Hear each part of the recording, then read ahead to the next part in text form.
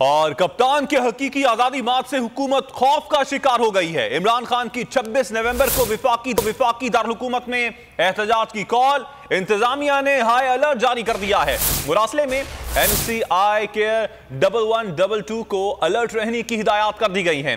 मुतल्लिका अफसरान और स्टाफ को लॉन्ग मार्च के दौरान मोबाइल फोन 24 घंटे ऑन रखने का हुक्म भी दिया गया है। एम्बुलेंसेस, पैरामेडिकल स्टाफ, मुतल्लिका अफसरान को जिम्मेदारियां सौंप दी गई हैं। सिक्योरिटी और ट्रांसपोर्ट सेक्शन को भी खुसूसी प्लान पर अमल दरामद की हिदायत की गई हैं। अमल दरामद ना करने वालों के खिलाफ सख्त एक्शन लिया जाएगा।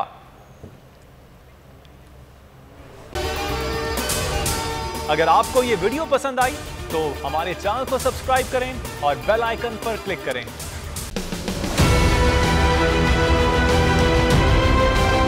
मैं आज बोल्ड टीवी वाले शोएब शेख को, उन्होंने उसकी जिंदगी को खतरा हो गया।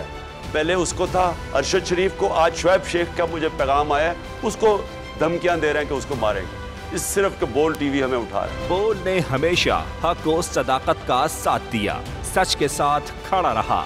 हम हैं मिसाल अब्र, मगर इस हवा से हम डर कर सिमट ही जाएंगे, ऐसे भी हमने। बड़ी मुश्किलात, बड़े बड़े चैलेंजेस, सिर्फ बोल खड़ा रहा, बोल डटा रहा।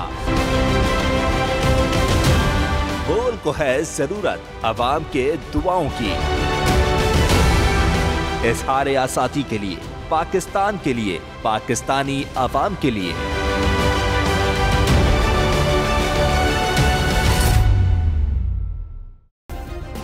सब्सक्राइब करें और बेल दबाएं ताकि कोई खबर रह न जाए।